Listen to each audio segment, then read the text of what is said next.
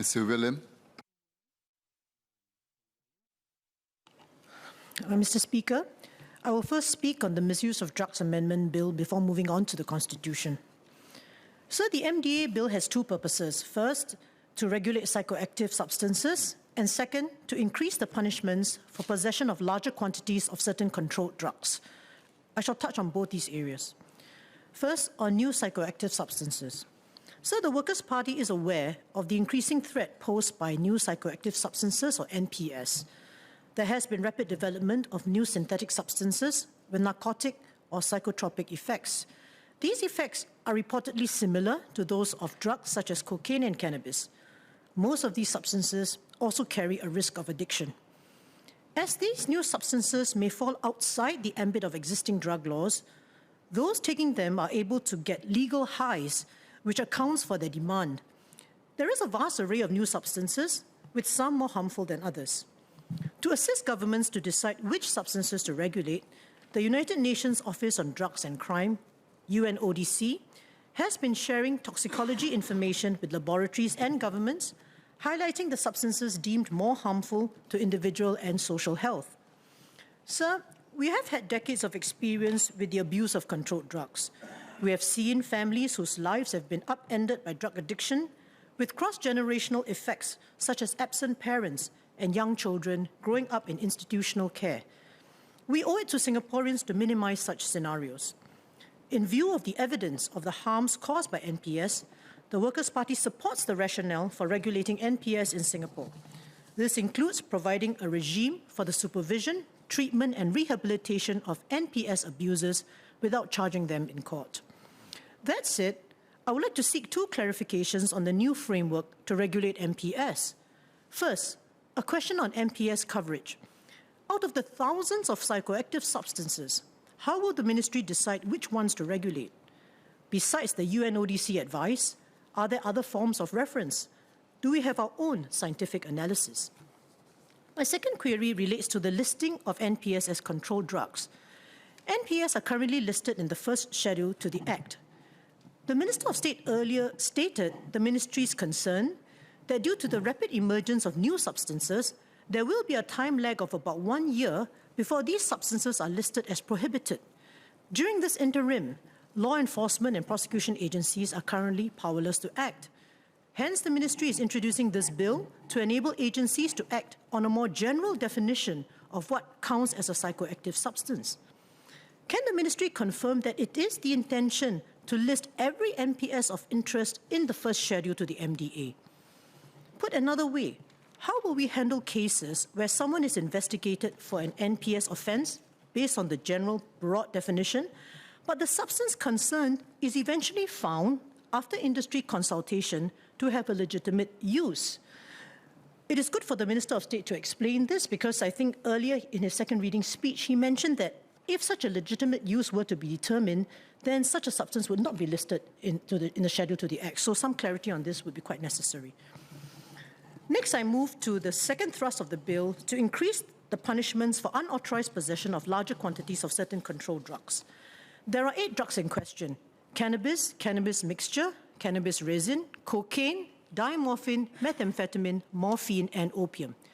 As to why this change is being tabled, the ministry has stated that the Central Narcotics Bureau had observed that abusers were purchasing larger quantities of drugs, which would have, quote, significantly contributed to the local drug demand situation, unquote. These amendments deal with drug possession. The changes will separate the punishments into 3 tiers, depending on the weight of the drugs.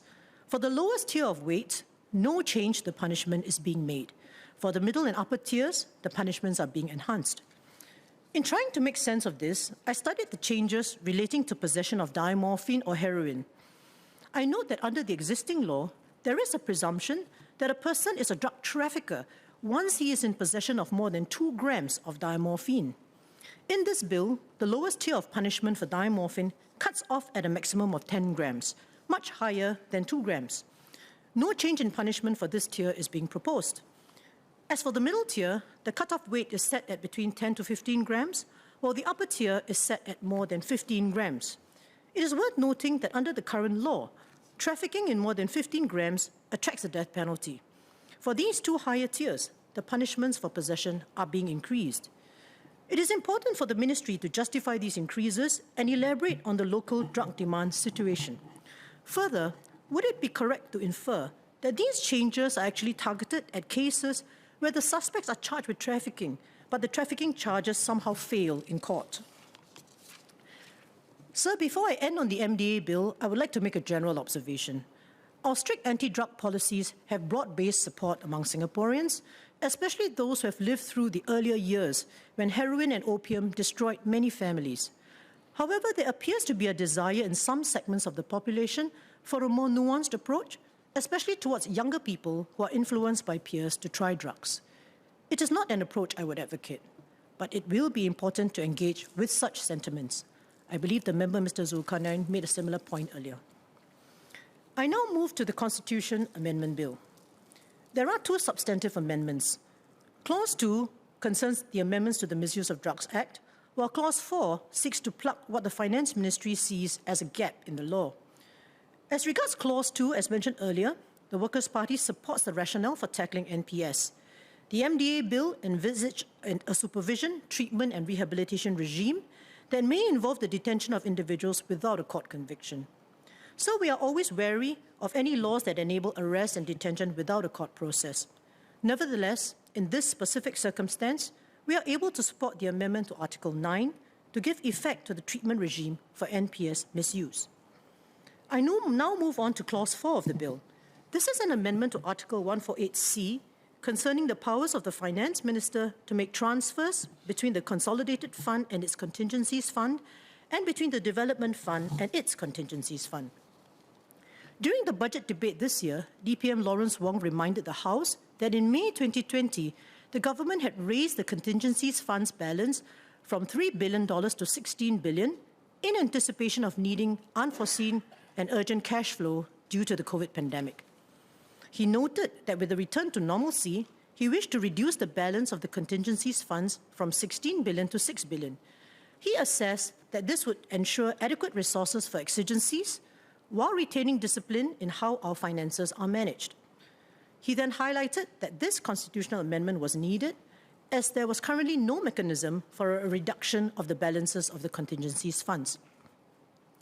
There are two new sub-articles being introduced to Article 148C.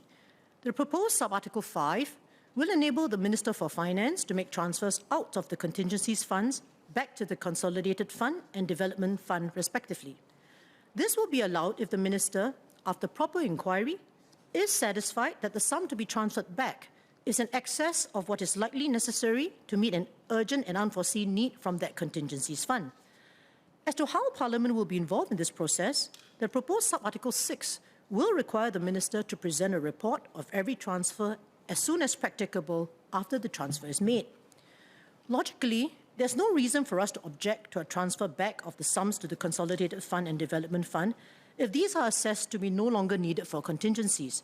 Nevertheless, it is useful for the Minister to clarify the role of Parliament in this process. In the May 2020 debate on the Fortitude budget, DPM Heng Swee Keat had explained the role of Parliament when it came to drawing on the balance in the contingencies funds. He highlighted that any amount advanced by the Finance Minister to meet urgent expenditure would thereafter be included in a supplementary supply bill or final supply bill, which would be presented to and voted on by Parliament as soon as practicable. This is an important process as Parliament is briefed on the items being spent on and will vote on whether to pass the bills or not. In today's Constitution Amendment Bill, we are dealing with a situation where excess monies parked in the contingencies funds are being returned to their parent funds. As the reductions in the balances will also require a reporting to Parliament, will the Minister explain what form this reporting will take, such as what information will be provided and how members can participate in this process?